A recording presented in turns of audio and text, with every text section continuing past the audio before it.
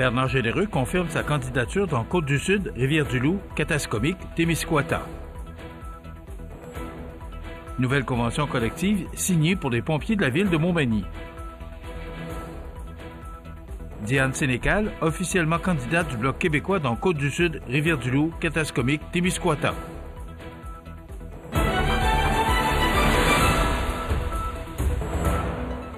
Vendredi 14 mars 2025. Bonjour, mesdames et messieurs, et bonne journée. On vous présente maintenant votre bulletin d'actualité régionale sur le réseau de télévision CMA TV. À l'approche des élections fédérales, le député conservateur de Montmagny-Lillet-Kamouraska-Rivière-du-Loup, Bernard Généreux, a confirmé qu'il sera à nouveau candidat pour représenter sa circonscription. Il visera ainsi un 6e mandat, affirmant sa volonté de poursuivre son engagement auprès des citoyens de la région. Tous les documents officiels ont été validés par le Parti conservateur du Canada en décembre dernier. M. Généreux s'engage à mener une campagne dynamique aux côtés de son chef, Pierre Poilièvre, qui lui a témoigné un soutien sans équivoque. Selon ce dernier, Bernard Généreux est un ardent défenseur de sa région, un élu qui maîtrise les enjeux locaux et qui encourage l'innovation dans les secteurs industriels et technologiques. Le député conservateur se dit prêt à aller à la rencontre des citoyens et des citoyennes de la nouvelle circonscription Côte-du-Sud, Rivière-du-Loup, Katascomique, Témiscouata, qui inclut maintenant la MRC du Témiscouata. Il promet d'assurer la même qualité de service à l'ensemble du territoire et d'être à l'écoute des préoccupations locales. Avec cette nouvelle campagne, Bernard Généreux espère obtenir, une fois de plus, la confiance de la population et faire élire un gouvernement fort pour défendre les intérêts des Canadiens et des Québécois dans un contexte politique marqué par de nombreux défis. La course est donc officiellement lancée pour le député sortant qui entend bien faire valoir ses réalisations et ses engagements à travers cette nouvelle campagne.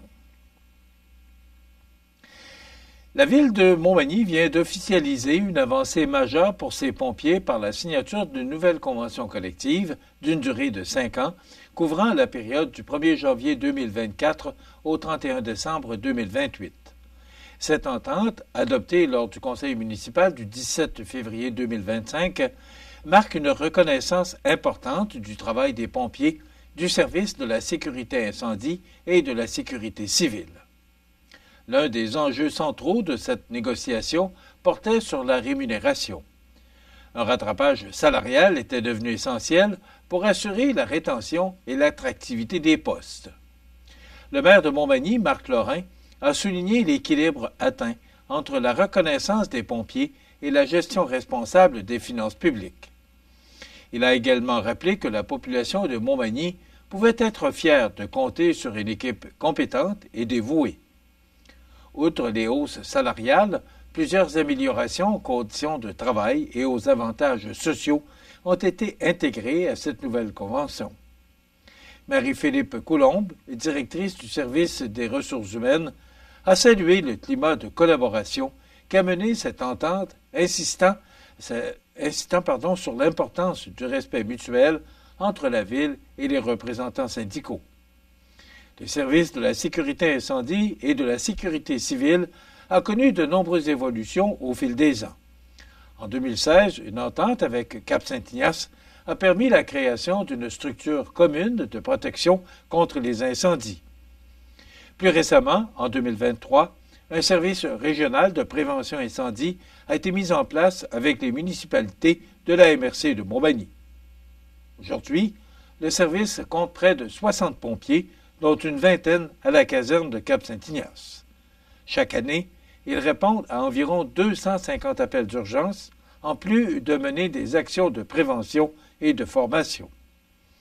Cette nouvelle entente s'inscrit donc dans une volonté d'assurer la pérennité et l'efficacité du service incendie à Montmagny, garantissant à la population une sécurité renforcée et un service toujours plus performant.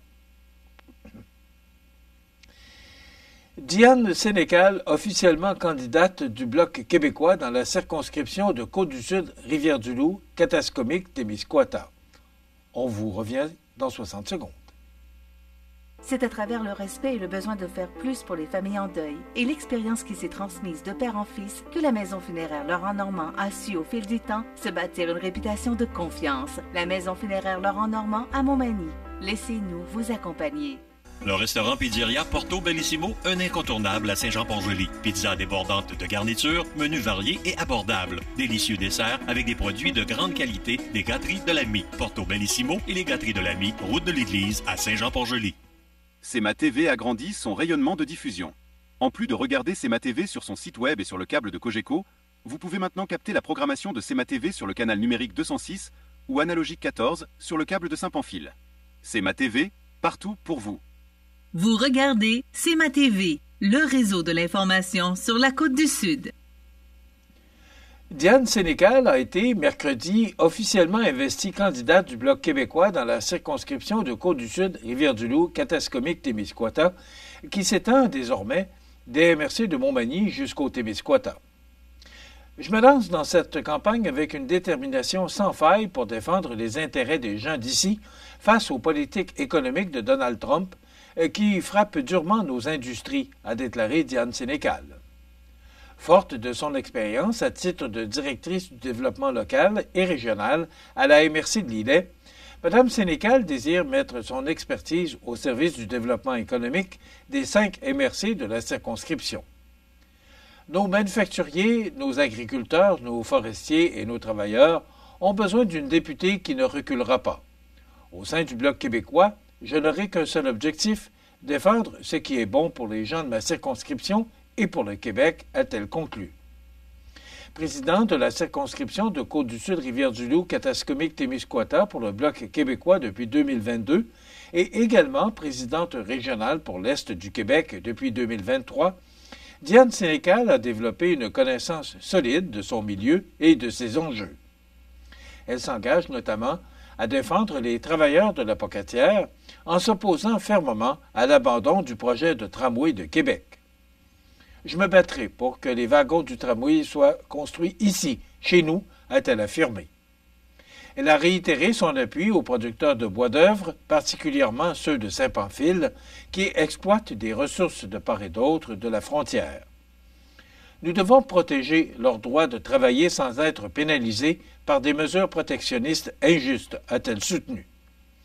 La gestion de l'offre, pierre angulaire de l'économie locale, sera aussi au cœur de son engagement. De Rivière-du-Loup à Montmagny, en passant par Lillet, Kamouraska et le Témiscouata, nos producteurs agricoles comptent sur nous pour préserver leur modèle dans leurs négociations à venir, a ajouté Mme Sénécal. Enfin, la vice-présidente de la Commission de la citoyenneté du Bloc québécois promet de porter la voix des aînés dans la lutte pour un système de pension plus juste, ainsi que de défendre les enjeux touchant le féminisme, l'immigration et la diversité. Mon parcours personnel et professionnel des 30 dernières années m'a amené à côtoyer les personnes les plus vulnérables de notre société et à défendre leur droit à la dignité. De plus, en œuvrant à titre de porteuse du dossier de l'immigration dans ma MRC, j'ai développé des connaissances, des compétences et une compréhension globale des enjeux qui me permettront de bien servir ma collectivité à ce chapitre, a-t-elle précisé. Souverainiste convaincu, je suis fier de joindre l'équipe d'Yves-François Blanchet et du Bloc québécois, la seule formation qui défend exclusivement les intérêts du Québec. J'invite tous ceux et celles qui veulent un Québec fort à Ottawa à se mobiliser à mes côtés, a conclu la candidate bloquiste dans Côte-du-Sud, Rivière-du-Loup, Katascomique, Témiscouata. Une excellente nouvelle pour les jeunes de la région de Côte-du-Sud alors que 3 projets culturels bénéficieront d'un financement total de 60 500 $ grâce à un programme du gouvernement du Québec visant à renforcer l'offre culturelle dans le parcours éducatif. Le député de Côte-du-Sud, Mathieu Rivet, en a fait l'annonce au nom du ministre de la Culture et des Communications, Mathieu Lacombe. Ce soutien financier permettra d'offrir aux jeunes de la petite enfance jusqu'au collégial des activités culturelles enrichissantes, tant en classe qu'en dehors des heures scolaires. Parmi les projets sélectionnés, on retrouve le Aîné parascolaire, une initiative d'Isabelle Massé qui recevra 5 000 $ pour introduire les jeunes à cet art ancestral. Moi à l'œuvre, spectacle atelier pour la petite enfance, porté par la Corporation de l'ancien palais de justice de Kamouraska, qui obtient 15 000 $ pour organiser des spectacles et des ateliers destinés aux tout-petits. Les arts de la scène en coulisses, une initiative des arts de la scène de Montmagny, qui reçoit la plus grande part du financement, soit 40 500 $, afin de permettre aux jeunes de découvrir l'univers du spectacle derrière les rideaux. Le ministre Mathieu Lacombe a souligné l'importance de ces initiatives, affirmant que multiplier les occasions de contact avec la culture favorise non seulement l'éveil artistique des jeunes, mais aussi leur persévérance scolaire. Le député Mathieu Rivet a quant à lui salué le travail des acteurs culturels qui s'engagent dans ces projets, rappelant que chaque initiative est une fenêtre ouverte sur le monde, permettant aux jeunes d'explorer, de rêver et de bâtir un avenir riche en diversité et en créativité. À l'échelle provinciale, ce sont plus de 2,3 millions de dollars qui ont été attribués à 109 projets culturels, touchant plus de 30 000 jeunes à travers le Québec. Cette aide s'inscrit dans la 7e édition du programme d'appui à l'offre culturelle en milieu éducatif, un engagement fort du gouvernement en faveur du rapprochement entre culture et éducation. Grâce à ces initiatives, la jeunesse de Côte-du-Sud pourra vivre des expériences culturelles uniques et inspirantes. Les sports, présentés par Groupe Corriveau, entrepreneurs électriciens et plomberie, un appel, 4 services. Groupe Corriveau à Montmagny, 88 248 8992, votre solution. Vous avez des projets de construction ou de rénovation? Pensez Groupe Corriveau, entrepreneurs électriciens et plomberie. Un appel, 4 services, 88 248 8992, Groupe Corriveau à Montmagny ou groupecorriveau.com. La solution pour du travail bien fait.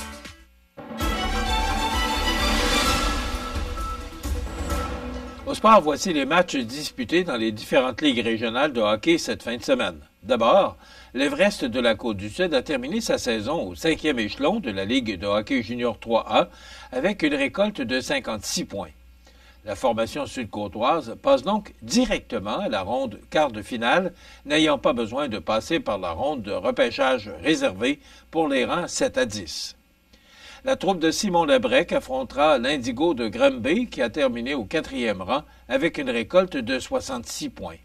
L'Indigo a l'avantage à la glace pour cette série qui commencera à Granby pour les matchs numéro 1 samedi le 15 mars à 19h30 et le match numéro 2 à Granby qui sera présenté le dimanche 16 mars à 19h30. Du côté du Caron Industrie, le match numéro 4 de la série demi-finale face à l'Expert de Saint-Romuald sera disputé samedi soir, 20h30, à l'Aréna de Montmagny. Dans la Ligue de hockey Côte-du-Sud, les deux séries 4 de 7 se poursuivront le week-end prochain, alors que chaque équipe sera en action à 2 reprises. Dans un premier temps, les mercenaires de Lotbinière recevront le Plastic Mort ce vendredi 14 mars à 21h, avant de visiter les Belles Chassois le lendemain à compter de 19h30 à l'Aréna J.E. Métivier. La série opposant le Giovannina et le Pavage Jéricho reprendra ce vendredi 14 mars au Centre Rousseau de Saint-Jean-Port-Joli à 20h30, les deux équipes se retrouvant le dimanche 16 mars à 15h au Centre Castel de Sainte-Marie. Voilà ce qui complète votre bulletin d'actualité de ce vendredi 14 mars. Dans un instant, on vous présente la météo et l'état des routes. Voilà, c'est tout pour l'instant. Bonne journée et bon week-end, mesdames, messieurs. Pour rejoindre la salle de nouvelles de CMA-TV, nouvelles au pluriel @cmatv.ca ou encore 88 241 13 13 poste 226. Les prévisions de la météo. Une présentation de Promutuelle Assurance Montmagny-Lillet. Toujours à l'écoute de vos besoins.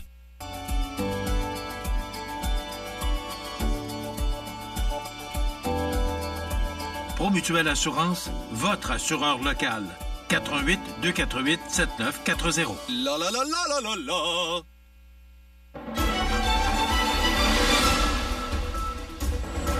Alors, pour ce jeudi 13 mars, beau soleil, mais quand même, si c'était frais, mais on est quand même le 13 mars. Mais là, c'est vraiment beau, c'est vraiment magnifique. Un beau début de journée en ce vendredi du 14 mars. Et d'ailleurs, l'image de satellite là, nous démontre bien là, cette journée. Et vous voyez cette zone de précipitation, mais dans l'est, donc pour nous autres, là. Pas de problème pour cette journée du vendredi. D'ailleurs, une belle fin de semaine en vue. Là. Ça débute par du temps généralement ensoleillé aujourd'hui. Des vents devenant du sud-ouest à 20 km/h avec des rafales à 40 ce matin.